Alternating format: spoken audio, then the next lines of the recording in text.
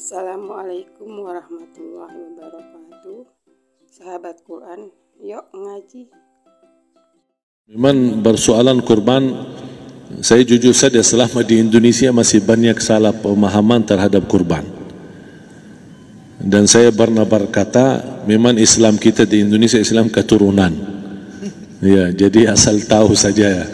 Ya, tapi dari segi belajaran, mohon maaf ya, kita terlalu jauh terhadap pemahaman. Yang saya maksud, kita melaksanakan sesuatu tapi kita sudah belajar, sudah tahu, bukan hanya asal saya dengar, saya lihat, saya bukan sebatas itu, tapi kita punya dasarnya. Dan ini kelemahan kita, di antaranya kurban. Saya pernah mendengar, bukan malah sering mendengar soal kurban dihitungkan beroran. Jadi keluarga suami istri sama 5 anak berarti jumlah 7, wajib sapi. Kalau kurang daripada itu, atau misal suami istri tidak mampu, boleh ini tahun kurban kambing atas nama suami, tahun depan atas nama istrinya. Ini hal keliru sebenarnya. Yang dihitungkan soal kurban beda sama akikah dan beda sama zakat fitrah. Zakat fitrah sama akikah terhitung beroran. Akikah laki-laki 2 kambing, perempuan 1. Kalau tidak mampu boleh. Kalau ada kembar laki sama perempuan berarti 3 kambing. Tapi kalau tidak mampu boleh 1 kambing, tidak masalah. Dan tidak ada istilah sekarang saya kurban tapi nanti sisanya seolah-olah ada hutang sama Allah. Sesuai kemampuan kita. Di antaranya kurban. Kurban hitungannya berkeluarga, bukan beroran.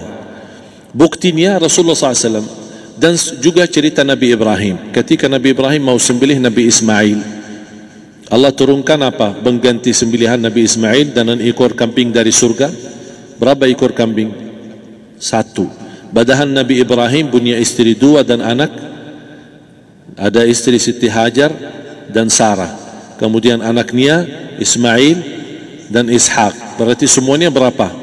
5. Kenapa Allah tidak turunkan 5 ekor kambing? Karena hitungannya memang 1 keluarga. Yang kedua, Rasul sendiri sembelih 2 kambing.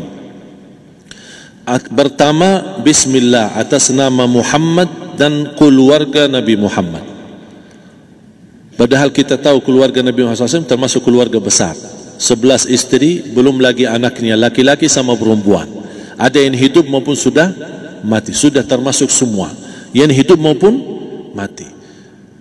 Yang kedua, Rasul sembelih sembelihan yang kedua atas namaku dan umatku. Umatnya berapa miliar? Cuma 1 ekor kambing. Kenapa Rasulullah SAW berkurban atas nama dirinya dan umatnya? Saya mengambil salah satu di sini tanda sayangnya Rasul kepada umatnya. Jadi saya selalu berkata, orang miskin yang tidak mampu berkurban seharusnya bangga di hari kurban, karena Rasul sudah kurbankan duluan atas nama dia. Jadi terima kasih ya Rasulullah, ingatkan kita. Yang kita tidak mampu, Rasul sudah. Bahkan kalau Rasul sudah kurban atas nama umatnya yang tidak mampu, berarti sudah terkabul. Kita aja belum tahu kabul atau tidak kalau kita berkurban. Tapi kalau Rasul sudah terjamin makbul. Oleh sebab itu hitungan kurban itu adalah 1 keluarga. Misal bapa punya istri, punya anak. Itu kalau mampu sapi silahkan. Mampu 1000 sapi silahkan. Kalau soal kemampuan tidak ada masalah. Tapi kalau soal kewajiban, tidak ada wajib lebih daripada 1 ekor kambing. 1 ekor kambing. Misal kalau bapa punya istri 4, misal, cuman ini misal ya. Istrinya 4, setiap istri anaknya 10. Berarti jumlah berapa? Anak 40, istri 4, berarti 44, sama bapa 45. Wajib 1 ekor kambing saja, cukup untuk semua ini. Tapi kalau soal mampu, ya silahkan. Mau 1000 kambing boleh, mau 1000 sapi boleh. Tidak ada yang melarang kalau soal kemampuan. Dan kalau kita mau sembelih, Bismillah atas namaku dan keluarga. Tidak perlu bawa data-data nama keluarga. Jadi disebutkan tukang sembelihnya, anda capek menunggu sambil sebutkan nama-nama. Tidak perlu. Udah Bismillah atas namaku dan keluarga. Termasuk kata atas namaku dan keluarga, termasuk orang tua yang sudah meninggal. Termasuk orang tua yang karena kita adalah hasil daripada orang tua. Itu sudah termasuk, tidak perlu kita sebutkan. Ada sebagian ulama membolehkan kalau kita mampu, mau khusus kambing atas nama orang tua, tidak masalah kalau kita mampu. Tapi kalau kita tidak mampu, itu sudah termasuk orang tua kita bersama keluarga besar kita. Ini salah satu kenikmatan, dan ini termasuk juga sedekah yang berguna bagi orang yang sudah meninggal di keluarga kita. Wallahu ta'ala a'lam. Dan juga masalah panitia, bisa kita mewakili. Kalau kita tidak mengerti sembelihannya dan tidak mengerti cara bagiannya. Tapi ada satu sunnah yang termasuk kehilangan sunnah ini, adalah banyak yang tidak mau makan dari hasil kurban. Padahal itu sunnah Rasul. Dari akikah boleh makan, dari kurban pun boleh makan. Bahkan sunnah SAW dibagi 3. Sepertiga pertama dihadiahkan. Maksudnya kata dihadiahkan kepada orang kaya.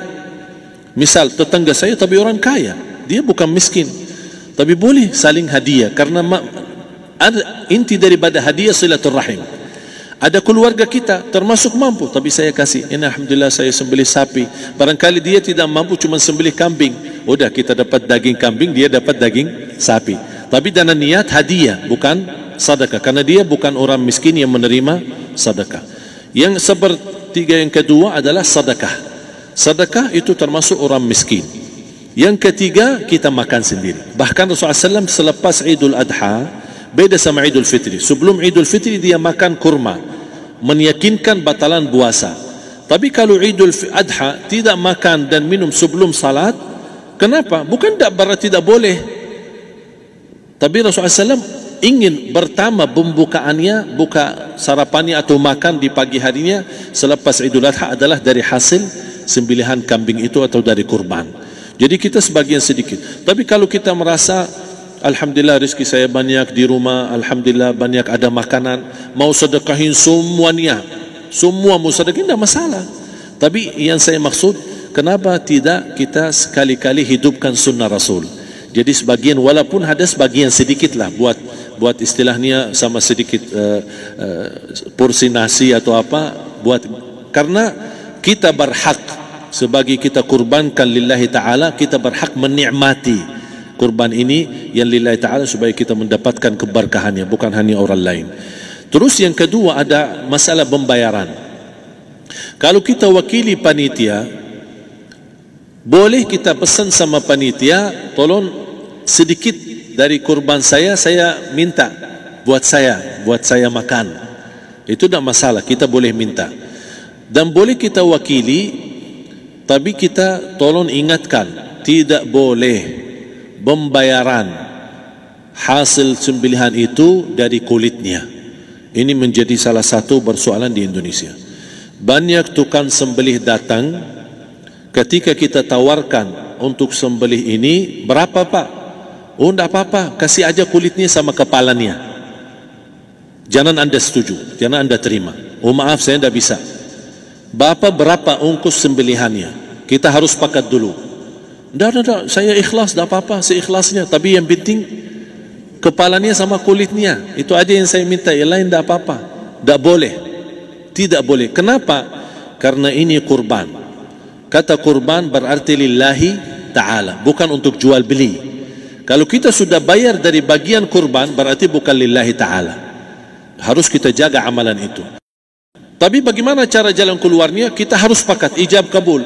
Sepakat dulu, Pak, saya udah begini, saya kasih untuk sembelihan 50.000. Bapak setuju? Ya udah setuju. Selesai kan? Sudah sembelih, sudah potong, sudah semua. Lepas ini semua kita kasih ongkos 50.000 ongkos sembelihannya. Habis itu, Pak, kulitnya sama kepala hadiah buat Bapak. Itu dah apa-apa, dah masalah. Tapi bukan untuk bayar sembelihan. Faham maksud saya? Harus dibedakan supaya jangan sampai amalan kita kurban habis biaya, habis ini malah tidak diterima karena sudah kita bayar sebagian daripada kurban.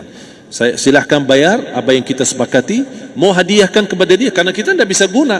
Buat apa yang kita mau gunain kulitnya, tidak bisa. Tapi mereka, buat mereka lebih berguna, oleh karena itu kita bisa hadiahkan untuk mereka. Bahkan kita bisa juga kasih daging untuk mereka bisa menikmati sebagai sedekah. Wallahu ta'ala alam.